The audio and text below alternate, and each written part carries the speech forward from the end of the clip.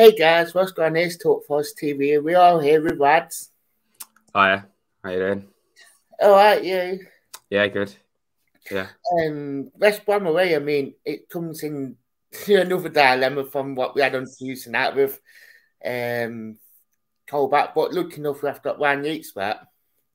Yeah, Tuesday was a very interesting game. I think we're having to really, scrape the bottom of the barrel with the amount of different positions we're having to fill and players who are actually playing there as well. I mean, I was just thinking about it. I put it on Twitter as well. Like, from the very start, we didn't have a left back.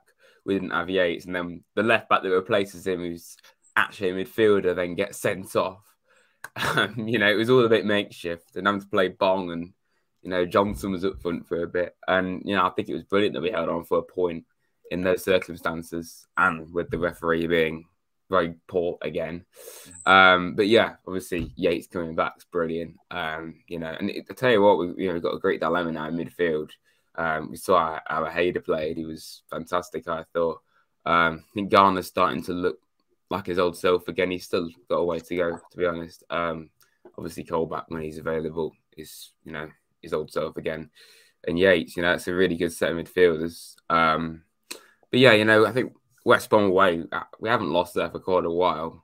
And even though they're third in the league, I know it's not quite a happy place right now, West Brom. So, I think we ought to be trying to go there with quite a bit of confidence and maybe get it would be a huge result, regardless of West Brom's situation. If you get a win away at West Brom, I think that would be a big confidence booster for sure. Oh, it will be. I mean, it will be. It'd be one of them ones we look at it for that centre midfield, as you said, because Garner had a pretty decent game. Archer looks good, and with Yates win back, I mean, would you not drop, or would you not play Yates? It's a very, very good dilemma, really. We said this before, obviously, but we've got so many good options now in that midfield, and we've even got the likes of. Obviously, it's not quite as good, but that's a Cafu, and obviously Fauna is coming through as well. We've got like three different sets of midfields there, which is when you look at it like that, it's quite mad, really. But I think you can't really drop Yates at all. I think he has to be starting every game. But who you put next to him is a difficult one. You could play a defensive midfielder so you can get another one of them in. Maybe you play Yates, Colback, and one of Garner or Hayder. Maybe it is a bit much just to suddenly start playing a Hayder all the time now when he wasn't in the team for ages. Only, I think a Hayder, based off that kind of performance, he will be thinking, well, I'd like to try and, play a bit more now and start a few more as well. West Brom is probably a big game for him to start in. So I think Yates would definitely come back in. And if Colback was available, I think probably would revert back potentially anyway. But yeah, it's a really tough one because, you don't really want to be dropping Garner right now the way he's playing, especially with him being a lone player. But then again, you probably want to play your own players more than lone players, really. So yeah, I probably would choose on form. If you're going to play just two midfielders, I think I'd still stick with Yates and Colback, to be honest. But when Colback's back, it's going to be a very interesting dilemma for Cooper to deal with. Yeah, I mean, it's nice after that because obviously with Max Lowe being out for 2 months, looking like now. Yeah. I mean, I don't want to sound too funny, but obviously with Matt, yeah, fair enough, we got a Bond there, but Matt, I mean, could you see Colback playing left back to when we sort this left back position out, or would you actually play Bond there? It's of all the players that got injured, I just didn't want it to be Max Lowe because we know who's behind him. I don't. No one rates Bong at all. Everyone knows he's basically past it, and he shouldn't be at Forest anymore, really. But I wouldn't play him at all. But then again, I think right now you kind of think, well, who else is going to play there unless you convert someone? I do think playing Colback at left back long term, I don't know whether it would work or not. Not that he wouldn't do a good job there, but I think even though we've got a really strong midfield, ultimately he is a midfielder, so he should be playing in midfield. And the end of the day, he's not a left back either. So yeah, it's going to be very makeshift at left back for the foreseeable, unfortunately, until we can get Low back. And then it's just proves, we definitely do need to sign another left back with Low there as well. It's kind of like, we're doing some great business in the summer, but it's kind of coming back to bite us now because, the two areas that I think even in the summer we were saying we need to improve were left back and striker. And those areas are still quite weak in terms of depth in particular. So, we that's a position we need to sort out very soon, as soon as we can, really, in January. But for now, you could bring in someone like Richardson, maybe. It would be a big thing to do. I'd have more faith in him than Bong, quite frankly. You could keep playing Cole back there for the foreseeable. And if you did, it would allow, obviously, one of Garner or Hayder to play alongside Yates a bit more, which I suppose, at least you can use your squad a bit better. Or maybe you could even convert a winger to play as a wing back. As long as they're not playing as an actual wing, an actual left back. I don't see Joe Lolly playing at left back, quite frankly, but playing as a wing back potentially. Yeah, I would maybe. Want to Joe Lolly. Yeah, potentially a wing back, maybe. But if we actually go to four at the back, then it's going to have to be Bong, really, isn't it? But it's not an ideal situation, really. Right. And not what a week to do it, so especially with West Brom tomorrow. They will pose a threat. But then I think with how Forest have been this season, we could quite easily go there and beat them quite easily. Yeah. It's a different perspective, obviously. I think West Brom fans will know better, but the fact that they're in third and they're complaining is a little bit, I'd love to be third right now as Forest. We're not, we could end up being in the playoffs at some stage this season. And I just think it's a bit funny that they're, so unhappy with how they're doing. But then again, it's a little bit like Forest and the Houghton, like they're complaining about the style of play and that. And I get why they're doing that because I've looked at their results and they're winning 1-0 quite a bit and they're losing narrowly as well. So, for a team that wants to be trying to get top two, you could argue a case that they should be doing better in terms of how they're playing. And, I saw Barnsley last season, they were saying that, Barnsley were great, but they weren't exactly the best to watch under Ishmael. And it's kind of continuing with West Brom now. And they have higher standards than Barnsley, clearly. So, they're not happy with it. So I think based off all that, we have to be going there, not really fearing them.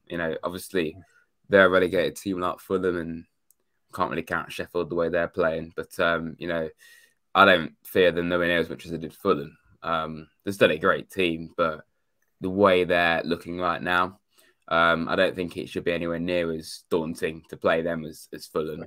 And I know away from home's tough, but we've got a good away record in the Cooper.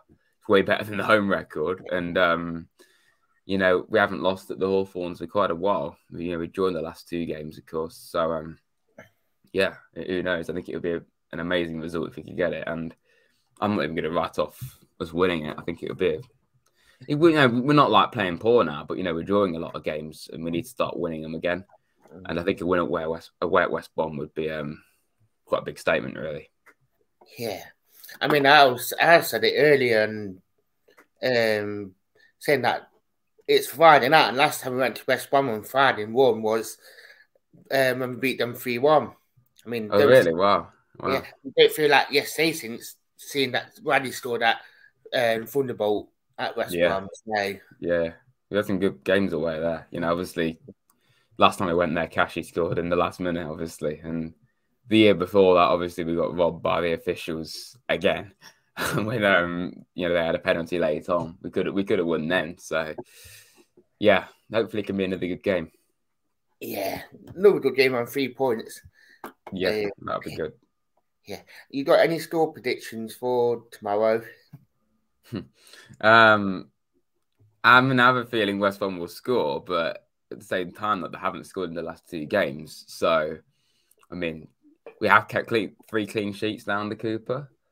You could see it being a draw, and even though we've drawn a lot of games recently, I wouldn't mind a draw away at West Brom. But I think overall we need to get a win again, just to get that confidence up. And if we we want to be pushing for top 6 or top 10 at the very least. I think we have to be trying to make a statement of beating a West Brom team that aren't exactly doing as well as you might expect.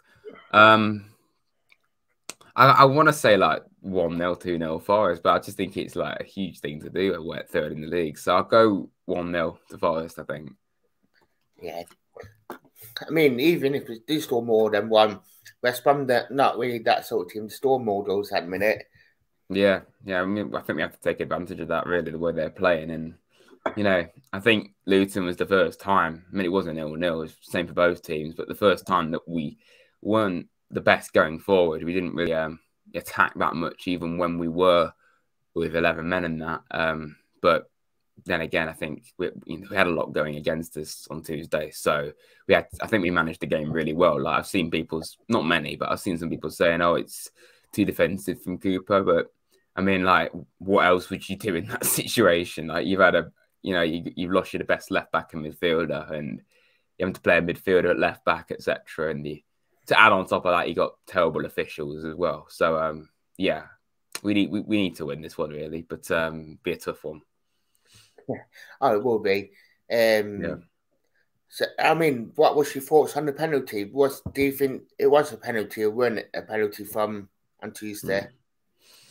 I mean, I can see both cases really. Like it was a bit clumsy from Colback to just barge in. I mean, at the time, I had quite a good view of it as well, and I didn't really know what had happened.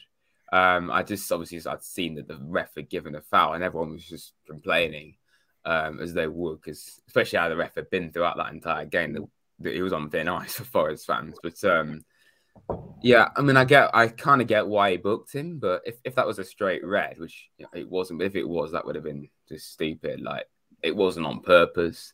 I'm gonna call back. I didn't mean to take him out clearly, but it's just how it happened. But personally, I think it was a little bit harsh. But then again, like I say, I do see why he gave it at the same time. So it's a difficult one, but then again, you look at the one we had a few minutes later with Zinkernagel. You know, I'm seeing some people saying, well, the contact was outside the box, but it continued into the box. So, like, for me, that should have definitely been a penalty for on Zinkernagel. But, it's not the first time this season we said we should have had a penalty and didn't get one. But, it's what it is in the Championship, unfortunately. Yeah. I don't know if you watched the penalty again from Colback when the ref did give it. Apparently, Colback ran to the ref and said, "You're a joke right there." Well, I wouldn't blame him if he did. I mean, I have seen it back a few times. Like, I just wanted to see it, from a closer angle. And yeah, I wouldn't be surprised if he said that. Because, the players know full well as much as the fans that the refs are terrible. And it's not just in the Championship, like the whole of English football is known for being poor. Like, even in the top flight, like, you see how even with VAR, they get it wrong half the time. Like, it's just terrible. And you see, like, I think the last World Cup and the Euros and that, there was like no English officials there. Yeah, he kind of says a lot, really. But, yeah, I mean, I heard that Cooper told the players that, this referee in particular is quite card friendly. He likes to give yellow cards out and, stupid fouls. There's so many. Like Spence, I saw him twice. He hardly touched the Luton player and he just, it's a foul. And it's like, he didn't even touch him. Like, it's just so stupid, really, and frustrating. But, yeah, he needs to change, really, but I doubt it will. Yeah. Definitely. So that's it. Thank you very much for coming on. Yeah, no problem. Thank you for watching, guys. And